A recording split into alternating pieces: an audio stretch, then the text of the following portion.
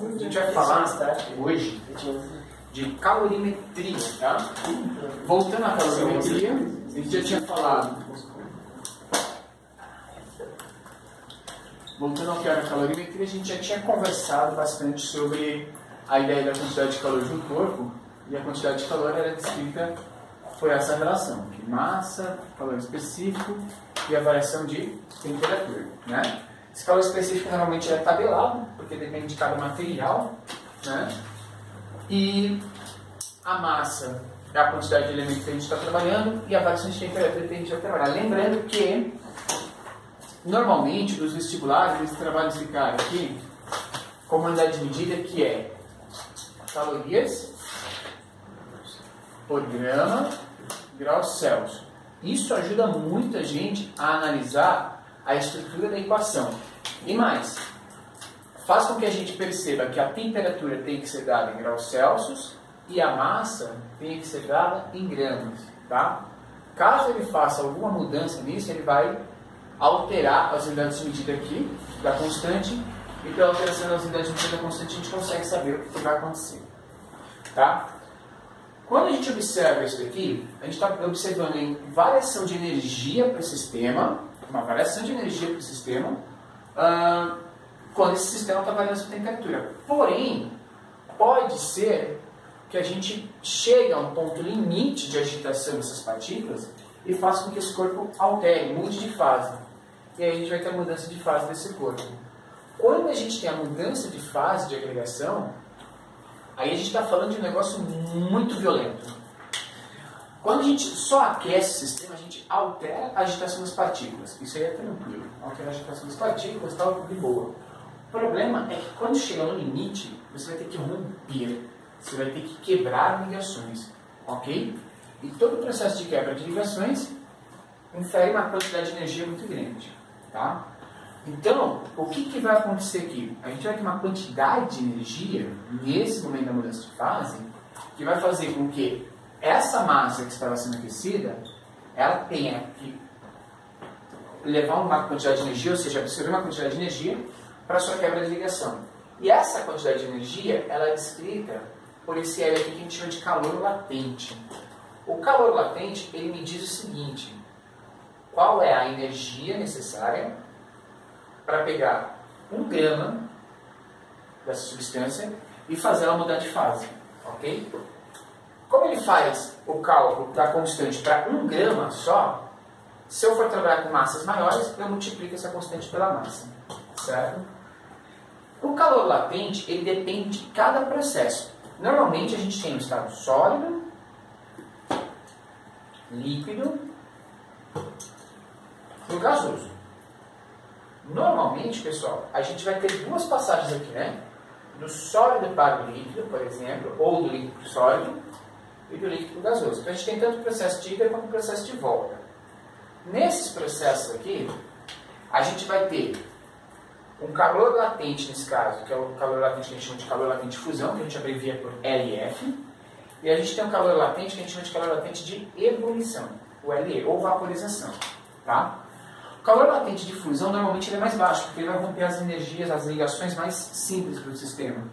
O calor latente de ebulição de fusão, ele é muito maior, porque a gente está rompendo todas as demais ligações, deixando as moléculas praticamente livres no ar, ok? A gente pode relacionar isso aqui da seguinte forma. Por exemplo, vamos pegar água como exemplo para vocês, que é legal para a gente entender a quantidade de energia envolvida. O calor específico do gelo, é de 0,5 calorias por grama grau Celsius. Cara, eu preciso de meia caloria para pegar cada grama de gelo e variar a sua temperatura. Quase nada. Só que aí, quando esse gelo vai virar água, ele vai passar por um calor latente de fusão. E, cara, para romper essas ligações é muita energia. A gente gasta 80 calorias por grama. Cara, 80 calorias por grama é muita energia. São 160 vezes mais energia do que a energia utilizada antes para variar a temperatura do gelo. Mas tudo bem, consegui passar tudo esse cara, eu vou passar para calor específico da água líquida. O calor específico da água líquida é 1 caloria por grama grau Celsius. Cara, é uma quantidade bacana também, né? 1 caloria, você percebe que caiu bastante. Só que quando eu vou fazer essa água evaporar, o calor latente de ebulição, ele é de 540 calorias por grama. É muita energia, né? Ele é 540 vezes maior que o da água, 1080 vezes maior do que o do gelo. Porque a gente está rompendo as ligações mais internas, logo vai gastar muito mais energia. Depois o calor latente do vapor, de água, ele volta a ser de meia caloria por grama de grau Celsius, porque as partículas estão praticamente livres, a gente gasta quase nada de energia para variar a temperatura. Mas olha essa análise aqui. E principalmente, observe para esses pontos. Por quê? Porque isso aqui gasta muita energia mesmo. E como eu falo para você que gasta muita energia sabe o que acontece? Enquanto o corpo está mudando de fase, sabe o que acontece? Enquanto o corpo está mudando de fase, a gente não varia a temperatura, porque toda a energia fornecida pela fonte de calor vai ser utilizada para essas quebras de ligação. Então é muito legal. Você coloca uma pedrinha de gelo em cima de uma pedra, uma pia, você larga lá, essa pedrinha de gelo vai ficar em 0 graus. Você volta daqui a pouco, em 5 minutos, tá? Não demora muito mais do que isso. Você vai encontrar quase nada de gelo, uma pocinha de água, mas se você observar a temperatura do sistema como um todo, a temperatura continua em 0 graus. Só vai voltar a variar a temperatura quando toda a substância sólida se transforma em substância líquida, porque toda a energia está concentrada na quebra de ligações. Claro que isso no mundo físico, né, ideal, porque se essa poça se estender muito, eu já começo a ter fonte de calor atingindo esse líquido mais nas suas extremidades. Aí a gente vai ter variações de temperatura no sistema. Mas se a gente tiver com um sistema homogêneo ali, tudo certinho, a gente pode dizer que a temperatura permanece 0. Tá? Então, não varia a temperatura enquanto estiver ocorrendo essas mudanças. Tá? Não varia temperatura durante a mudança de fase.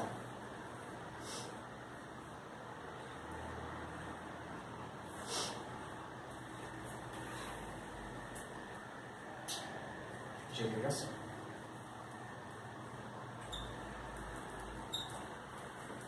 Legal. Então isso aqui é bem bacana. Não varia essa temperatura, tá? Isso permite a gente observar graficamente como que isso poderia se comportar. A temperatura, a quantidade de calor necessária em relação ao tempo. Se a gente observar esse tipo de sistema e pensar graficamente como que isso se comporta, a gente teria uma relação gráfica mais ou menos assim, ó, plano cartesiano, ok? Aqui a quantidade de calor dada em calorias e o tempo dado em segundos, beleza? O que vai acontecer aqui, gente? Vamos supor que eu venha de uma temperatura abaixo de 0. Aqui vou fazer uma relação para a água, tá? Mas esse gráfico acaba se repetindo para outras substâncias.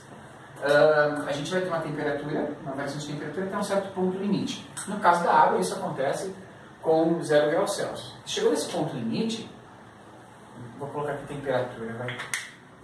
Temperatura em graus Celsius. O gráfico teria que ser diferente.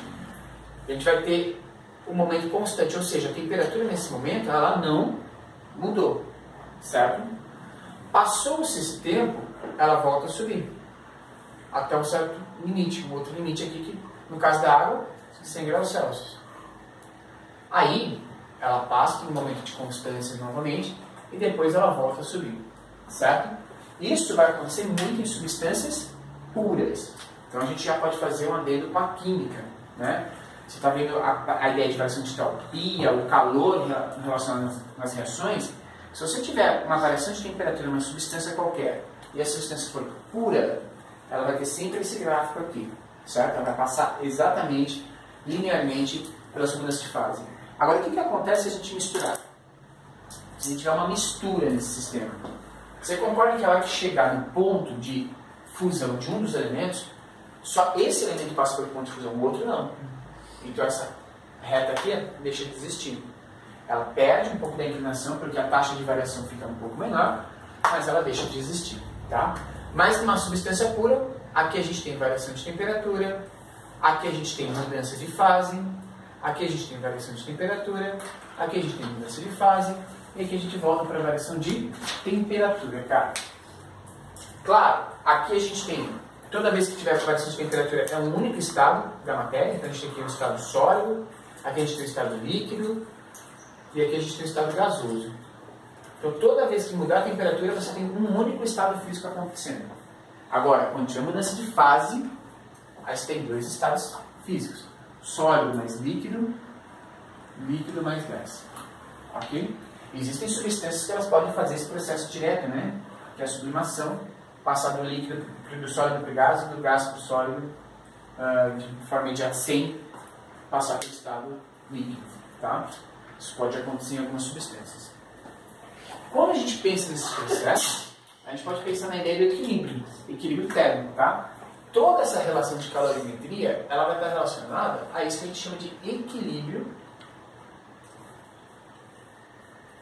térmico. O que é o equilíbrio térmico?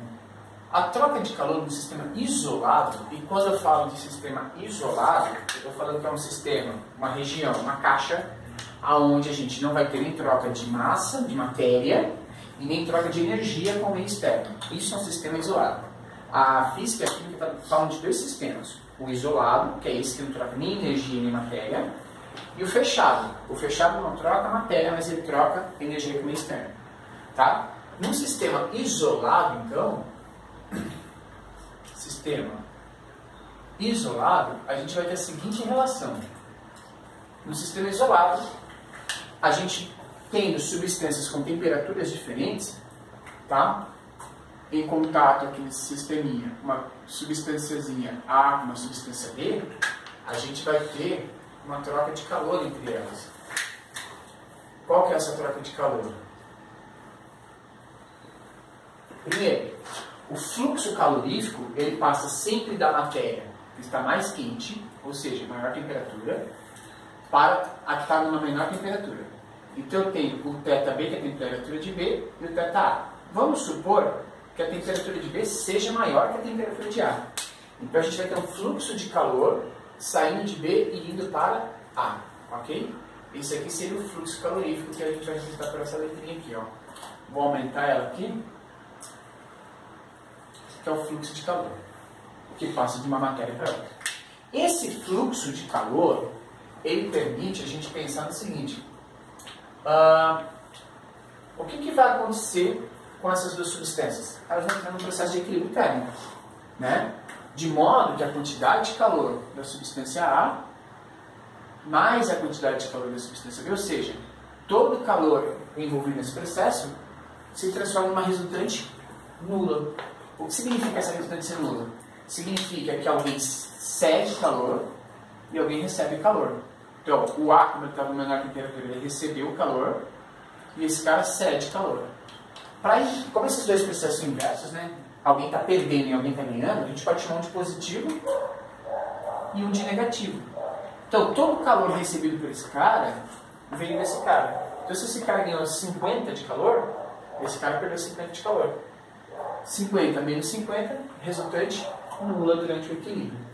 O que a gente tem que analisar nesses equilíbrios é que o equilíbrio pode acontecer tendo qualquer um desses dois elementos acontecendo, ou seja, qualquer uma dessas duas partes acontecendo. A gente pode ter uma troca de calor com ocorrências da seguinte forma. Eu posso ter, por exemplo, uma água na tábua de gelo. Gelo a menos 20 graus Celsius. Massa desse gelo, 100 gramas.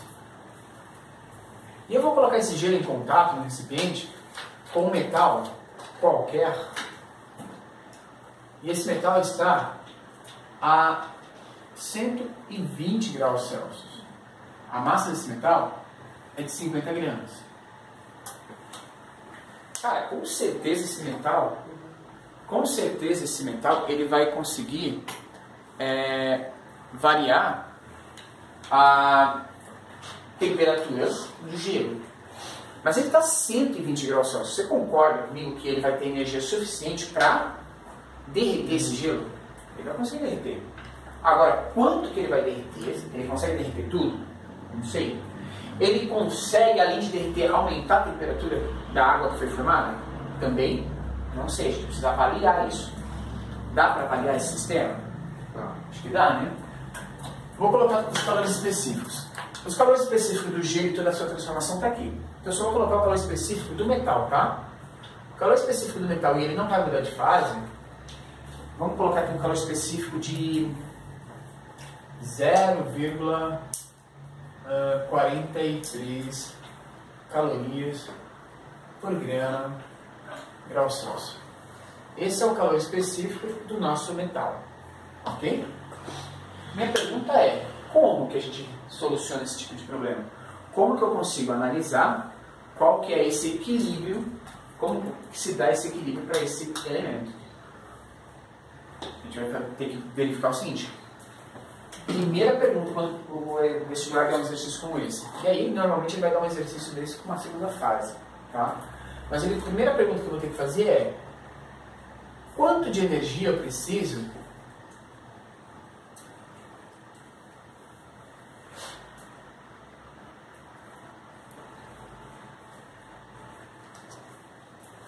para derreter o gelo?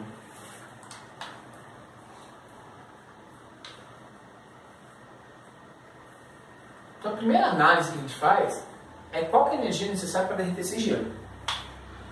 Certo? O gelo tem uma massa de 100 gramas, né? Ele vai ter que variar a temperatura em 20 graus e depois derreter. Então quanta energia eu vou precisar até derreter para saber se o metal consegue me fornecer isso. Então vamos fazer isso aí. Vamos apagar esse pedaço, tá, do gráfico. Vamos fazer esse cálculo aqui então. Quanto de energia eu preciso?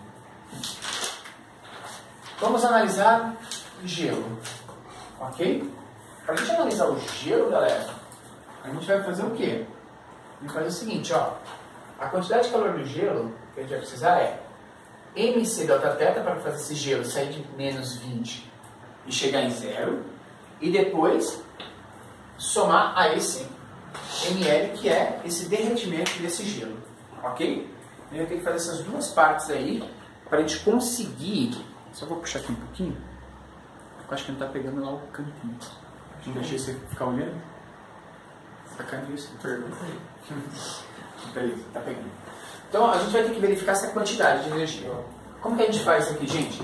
A quantidade de energia é a massa desse gelo, e a gente tem uma massa de gelo de 100 gramas, o calor específico do gelo, que é meio, e a variação de temperatura. E o gelo vai variar de temperatura inicialmente de menos 20 até 0.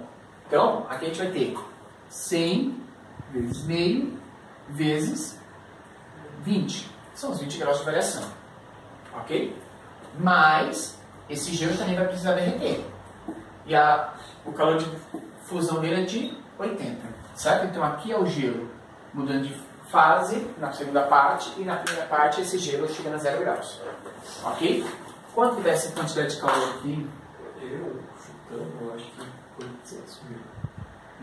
Não, 50 vezes 20 dá 1000. 1000. Mais 8000. Ah, é mais? É mais. Mas você foi fazer vezes. Deu uma quantidade de calor de 9.000 calorias. Então, para derreter todo esse gelo, eu preciso de 9.000 calorias. Ok? 1.000 para variar a temperatura e 8.000 para derreter. Ei, barrinha! Vamos trocar uma ideia com a barrinha ali agora? Barrinha! Barrinha!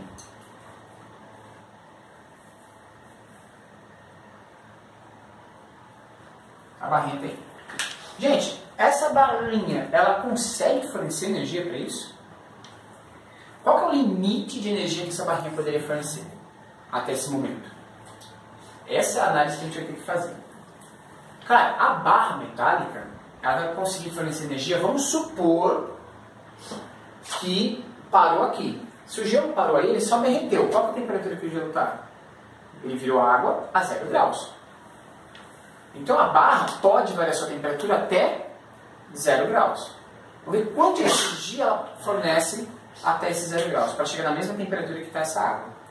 Se ela fornecer menos energia, significa que só derreteu e ponto. Se ela fornecer mais energia, opa, derreteu e ainda vai sobrar energia para alguma coisa. E a gente vai ver quanto que sobra dessa energia. Beleza? Então vamos calcular aqui. Quantidade de calor da barra é igual a M vezes C vezes delta teta. A quantidade de calor da barra é a massinha de barra que a gente tem, que é 50, vezes o calor específico da barra, que é de 0,43, e a variação de temperatura. Essa barra ela consegue variar sua temperatura para chegar nesse limite em 120 graus Celsius, para chegar nesse zero. Essa quantidade de calor fornecida pela barra é de quanto?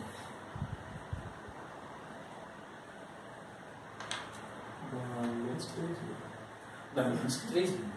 Se a gente pegar esse cara aqui, 0,43 vezes 50, isso vai dar 21,5, né? V vezes 120. 120 vezes 21,5 dá 0, dá 10, vem 1, dá 6, vem cá, vai lá, vai pra cá, vai lá, vem cá, vai lá, vem pra cá. Dá isso aqui. 0,0852. Uma casinha de volta, 2.580. Ô, dó. Não rolou, né, cara? 2.580 calorias. Você precisava de 9.000, cara. Né? Não rolou. Mas se não rolou, a gente pode pensar o seguinte. Beleza, quanto que ele conseguiria fornecer? 2.580. Beleza. Desses 2.580 que ele forneceu, quanto que foi usado o Sr. Giovanni só para chegar nos 0 graus desse gelo? Lembra do cálculo que a gente fez aqui? Só para chegar em 0 graus, o gelo, ele precisou de 1.000. Então foi usado 1.000 desse cara só para fazer esse gelo chegar a 0 graus. Legal. Sobrou quanto? Quanto que sobra aqui? 1.580.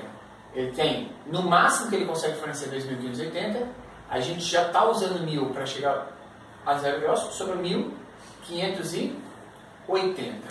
Então, desses 8.000 que a gente precisava para 100 gramas, só sobrou 1.580. Essa é a quantidade de calor que sobrou.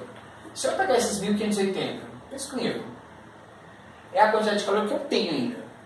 Que massa de gelo eu consegui derreter se esse cara aqui vale 80? Dá para descobrir quanto de gelo foi derretido nesse sistema, não dá? Quanto que foi derretido? Corta zelinho, você vai ficar 158 dividido por 8. Essa vai ser a massinha de gelo que será derretida. Ok? Eu não sei fazer essa conta não. Quanto que é 158 dividido por 8? 158 19 e pouco. Dividido por 8. Você vai tomar no 8? 64, eu já cheguei no 8. 64 mais 8? 72. Não, 9. Todo mundo falou 9, ó. Não tá bem. Sobra 6? É isso, né? 0. Dá 5? Né? Porque 64 dá 5. 19,5 mais ou menos? 7, 5. 56, 4, 5.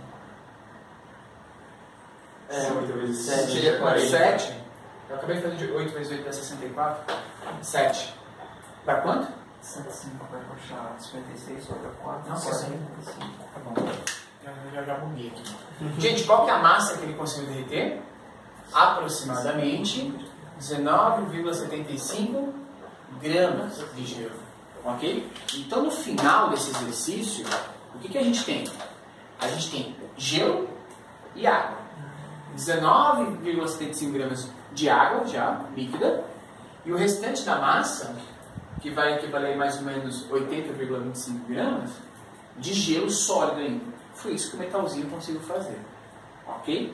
Então essa análise que a gente tem que fazer, porque normalmente quando eles fazem esse processo de equilíbrio calorífico, equilíbrio térmico, a galera vai lá e monta aquela formulinha lá, que mais que B, mais que C, mais que D é igual a zero, e vai substituindo tudo, como se a transformação acontecesse como um todo já de uma vez. E não, a gente tem que avaliar se ela realmente acontece. Ok? A gente tem que fazer essa leitura. Senhor, dá tempo de fazer essa leitura no vestibular? Dá. Porque esse processo de equilíbrio térmico, essa parte aqui, ela seria cobrada uma equação como essa numa segunda fase. Você aí tem 15, 20 minutos para resolver cada questão. Numa primeira fase, a gente ficaria lá naquele lado. Calcular a quantidade de calor em um determinado sistema, calcular a quantidade de calor para derreter um determinado sistema, e talvez um equilíbrio, mas muito simples entre duas substâncias que não passam por mudança de estado. Ok? Professor, deixa eu só ver se eu entendi. Aí quando você for calcular a quantidade de energia do gelo, você somou os dois? Sim. Por causa que aqui... Deixa eu tentar explicar só para ver se é certo. Ali até ele chegar a 0 graus. E daí depois é para ele mudar. Isso. Tá? E por isso que na hora que eu voltei aqui, eu voltei só nesse lado, porque ele tinha menos energia, então eu sei que esses 1000 ele deu conta. Ou seja, encheu a 0 graus com todo mundo. Aí depois a gente vai ver o que ele conseguiria derreter. Tranquilo? De boa? Quando a gente falou aqui, eu deixei meio parado esse cara aqui chamado fluxo calorífico. Fluxo de calor de um corpo. E é interessante a gente analisar o fluxo de calor de um corpo. Né? Nesse processo de troca de calor, o calor ocorre sempre de forma homogênea, ou seja, assim, segura essa barra metálica. Eu peço para ele segurar uma barra metálica, né? E acendo a esquerda aqui começa a aquecer. Claro, o metal é um condutor térmico. Obviamente, vai começar a conduzir calor pelo metal e você vai queimar a mãozinha. Você vai ficar segurando aí mesmo. Legal. Gente, imediatamente esse calor é transferido daqui para cá? Não. Isso demora um determinado tempo, ok? Inclusive, se a gente for aquecendo essa barra, vai chegar um momento que esse ponto vai ter uma quantidade de calor, uma temperatura, esse ponto tem outra temperatura e esse ponto tem outra temperatura, certo? Por causa do fluxo de calor. O calor não flui nesse sistema de uma forma imediata. A gente precisa saber quanto tempo e qual que é a relação de fluxo que a gente tem nesse sistema para saber qual que é a temperatura de cada parte dessa barra. Ok? Mas para a gente falar do fluxo de calor, a gente vai pensar inicialmente em falar dos processos de transmissão do calor. Como que o calor pode ser transmitido de um corpo para o outro?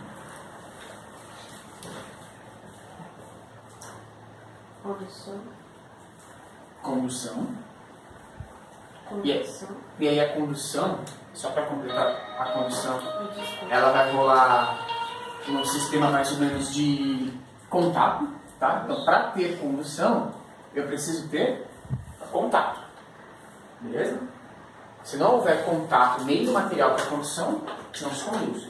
E, em especial, é melhor que a gente tenha um condutor térmico. A gente tem materiais que são condutores térmicos, ou seja, ele permite a transição desse calor, e tem materiais que não são condutores. Lembra que o calor está relacionado à agitação de partículas.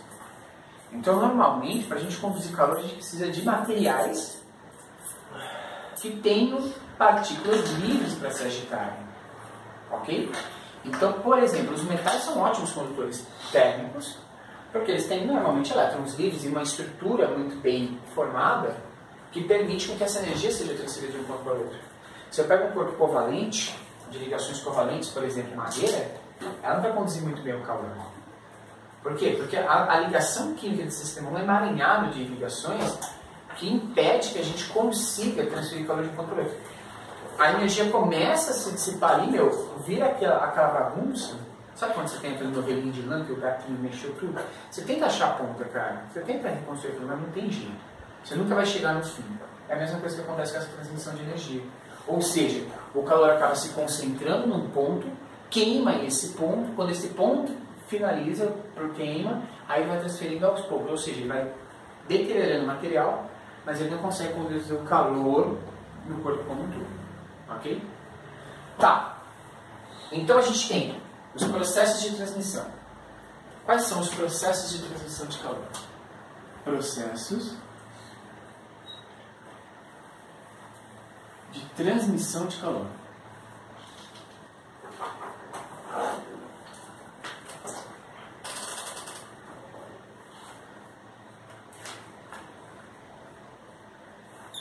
Gente, os processos de transmissão de calor basicamente são o contato, que a gente chama de condução térmica,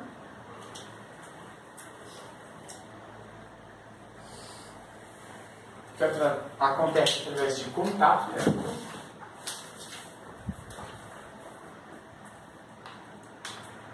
Contato físico, desculpa, contato térmico. Contato físico. Ok? Ou seja, precisa de meio material.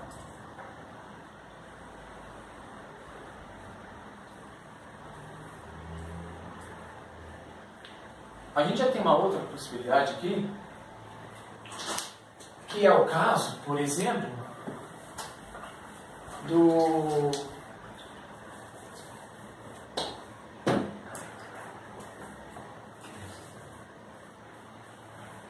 da convecção térmica. A convecção térmica é legal. Convecção.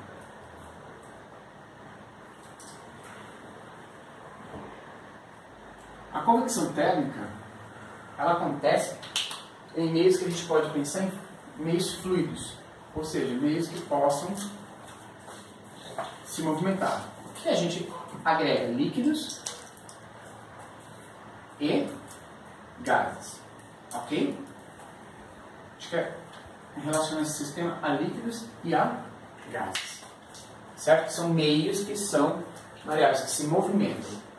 Quando a gente pensa nesses fluidos, eu ia pensar no seguinte: o que acontece normalmente em um fluido para que a gente consiga transmitir calor de um ponto para o outro? Acontece o seguinte: vamos supor aqui que eu tenho uma pequena vasilha, ok? Ó, uma caneca de chocolate. Uma canequinha. Para essa canequinha, eu vou ter um processo de aquecimento, ok? Tem uma chama aqui